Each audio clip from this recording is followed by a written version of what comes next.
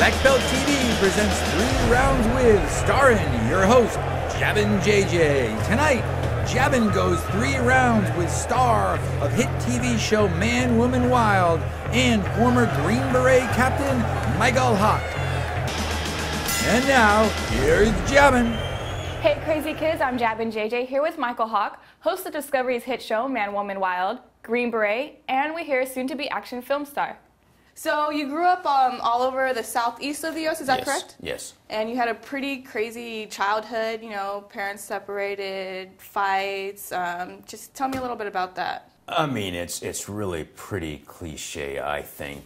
Pops was a soldier, you know, Mom was a waitress kind of a thing, and they split up early, like I was 1, so it was kind of the childhood bounced all around. I think the main thing that kind of got me into martial arts and fighting was being so poor.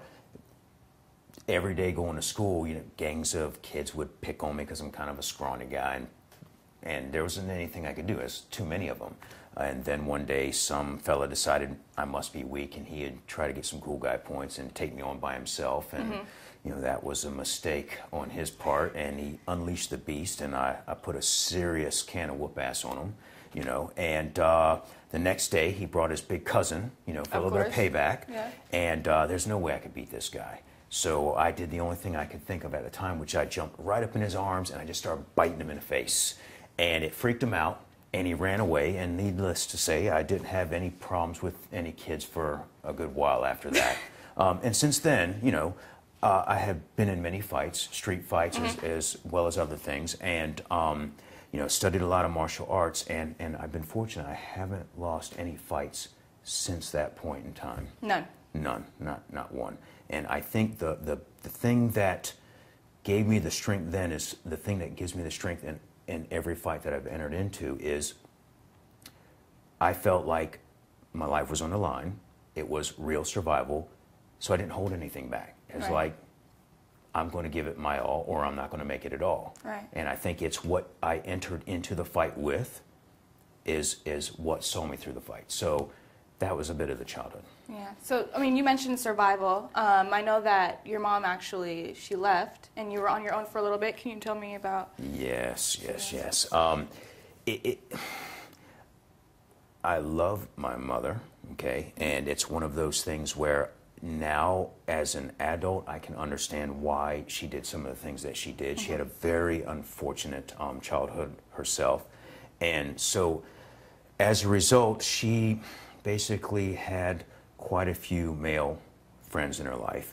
And part of that led to us having to kind of change homes every few months and that sort of thing, and bouncing around with a lot of different relatives. And so I had an opportunity to work and make a few $100s for like 2 weeks of work, and I was like, you know, heck yeah. So I went away to work with some friends, and it was legal. He had a truck cleaning company, and he had a job to basically strip the paint off a bunch of buildings, but they were way out in the country. So we did that, and I came home, and lo and behold, the power, you know, the door was locked.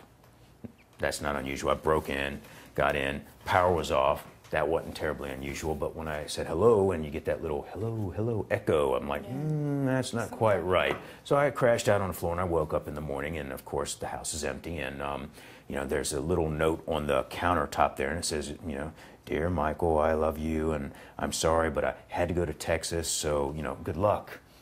And that was that. So I'm like 14, and mom's gone, brother's sister's gone, and so that was fall. So I spent a few weeks hanging out with friends, and that worked out, and then I wore out my welcome there, and then a hard winter came on, and they couldn't help me anymore, so I spent a winter on the streets, and that was where I started to get a real appreciation for survival. Right. You know, I realized I could not rely on my friends, and it wasn't their fault.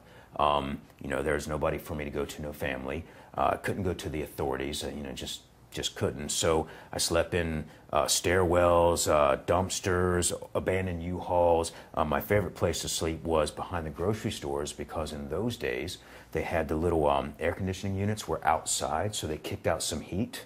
You know, so I would lay down and snuggle up next to those, and you know, of course, the rats were out there, so I'd have to keep smacking the rats. They'd come and nibble on my head, and I'd smack them back. But at least I stayed warm through the night. And had the extra benefit was, you know, sometimes they'd throw bread out and dented cans, so I could raid the dumpsters and get some food that way.